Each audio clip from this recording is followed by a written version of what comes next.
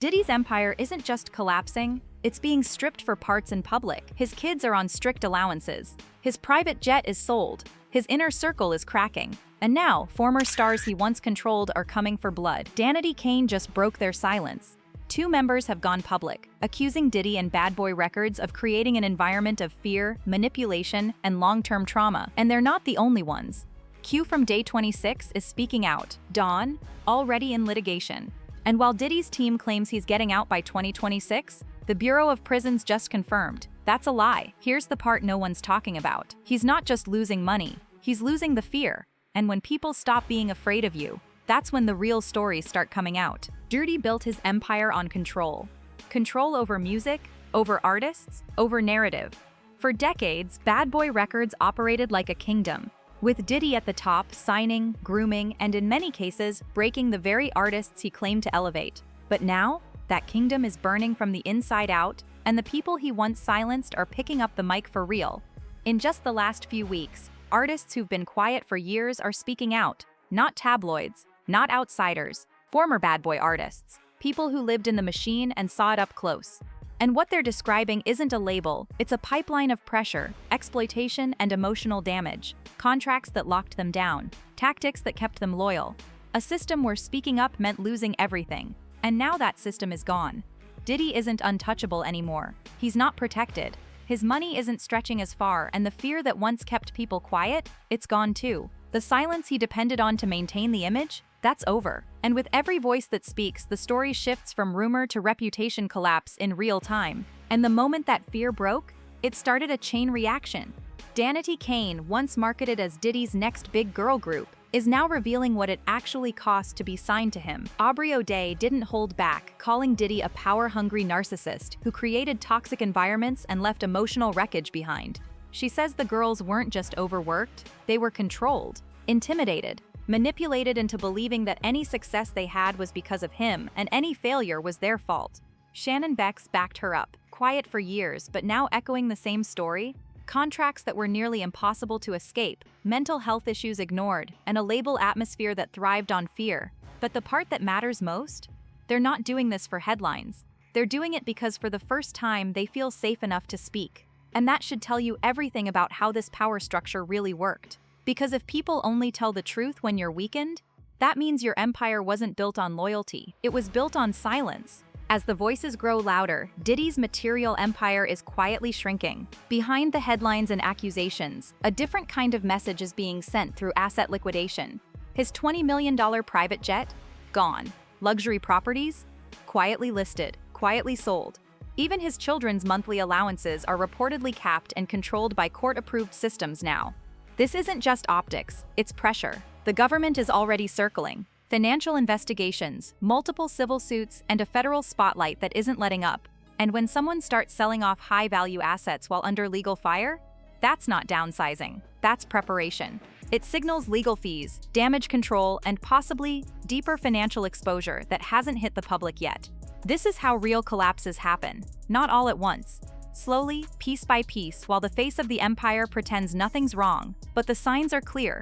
When a man known for excess starts cutting back, it means the walls are closer than anyone's admitting. And if the money's drying up, that protection goes with it. But money isn't the only thing disappearing, the fear is too. And that's what truly made Diddy untouchable for so long. For decades, it wasn't just contracts or lawyers keeping people quiet, it was the unspoken power.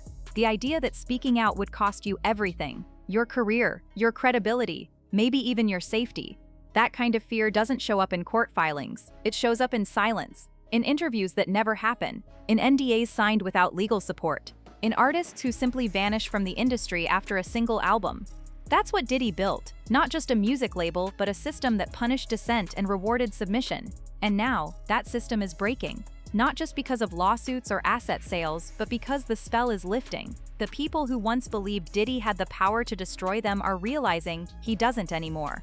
The empire that once felt invincible is now exposed, and every person who speaks up adds another crack. That shift from fear to freedom is what truly signals the end. Because once people stop being afraid to talk, the truth doesn't trickle out, it floods. And that flood is getting harder to contain because it's not just Danity Kane speaking out.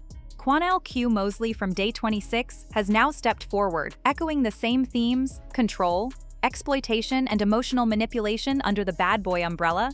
He says the success was real, but so was the damage. And now, with Diddy no longer in a position of untouchable power, he's calling it what it was: abuse of trust. But the most telling part? Q isn't just talking to fans, he's warning other artists, telling them to pay attention to their contracts, to the way power works behind closed doors. He's turning his story into a signal flare, and that's how you know this isn't about clout, it's about accountability. Even Don Richard, another Day 26 affiliate and former Danity Kane member, has quietly entered legal discussions, reportedly seeking clarity and compensation for years of unfulfilled promises and contractual traps. These aren't one-off complaints. This is a pattern, building momentum. And if this many voices are finally speaking out now, you have to ask, how many more are still waiting for Diddy to fall far enough to finally feel safe? Diddy used to control the narrative, expertly. From music to media to business, he shaped how the world saw him. Every scandal was met with spin, every controversy answered with a calculated statement, a red carpet appearance, a brand pivot. But now, that control is gone. The media isn't asking for his side, they're digging for the parts he didn't want anyone to see. The narrative isn't about a mogul in crisis. It's about a man who built a kingdom on silence, and now can't stop the echoes. Every artist who speaks out chips away at the brand. Every lawsuit paints a clearer picture, and the public is no longer treating these stories as isolated incidents. They're recognizing a structure of exploitation. Diddy's response? Silence. Strategic retreat. No denials, no real counters. Just the quiet fade of a man used to being untouchable. And that silence, that lack of real defense, is what's making the accusations land even harder. Because when someone who never backs down suddenly has nothing to say, it speaks volumes. And the world is finally listening. What's happening now isn't just about legal exposure. It's about cultural exile. For years, Diddy was seen as larger than life. Even when scandals broke, even when whispers spread, there was always a sense that he was too embedded, too influential, too powerful to truly fall. But that illusion is gone. And the people who once protected him, they're either distancing themselves or turning completely. Media outlets that once flattered him are now running exposés. Celebrities who once praised him are falling silent. Industry peers are avoiding his name altogether. That's not just public fallout, that's systemic retreat. The industry he helped shape is quietly moving on, removing him from the center of the story he used to control. Even business partners are pulling back. Deals have stalled. Brand partnerships are frozen. Former allies are reassessing. Because once a figure becomes too toxic, the risk outweighs the relationship, and Diddy's risk factor is rising by the day. This is what happens when your influence is built on image instead of integrity. The moment the image cracks, everyone rushes to get out of the frame. For decades, Diddy operated like someone who couldn't be touched, and to be fair, it worked. He was the man behind the music, the brand, the lifestyle. He didn't just build an empire, he became the face of invincibility in hip-hop and business. But now what we're watching isn't just the fall of a mogul, it's the exposure of the machinery that made him feel invincible in the first place. Because the truth is, the power wasn't just in the money or the fame. It was in the fear, the NDAs, the contracts, the gatekeeping, the unspoken threat that if you crossed him, you wouldn't work again. That's the real structure that's being dismantled now, and it's happening in public, piece by piece. As artists reclaim their voices, as legal filings become headlines, and as the empire he built starts to break under its own weight, one thing becomes clear. Diddy didn't build his power on transparency, he built it on silence. And now that silence is cracking, and once that happens, the control he had over his image, his story, and his enemies, it doesn't just fade, it shatters. And here's where the danger multiplies. Because this is no longer about controlling the fallout, it's about surviving the exposure. Diddy isn't just fighting public opinion anymore. He's fighting a timeline, a growing stack of lawsuits, a pattern of artist accusations, and now federal attention that isn't going away quietly. The people speaking out aren't doing it for headlines, they're doing it with receipts. Years of silence has turned into fuel, and every lawsuit, every interview, every podcast clip adds context, adds weight. It connects the dots. Diddy has spent years trying to keep scattered, and when narratives start connecting like that, it no longer matters what's legally proven in court, because in the public eye the case is already building, piece by piece, testimony by testimony. And once that narrative takes hold, it's nearly impossible to undo. Because now it's not just what did Diddy do, it's how long did people let him do it, and who else was helping him along the way. This is where it becomes impossible to separate Diddy the mogul from Diddy the liability. Every move he makes now feels reactive, defensive, and the more he stays silent, the louder the allegations become.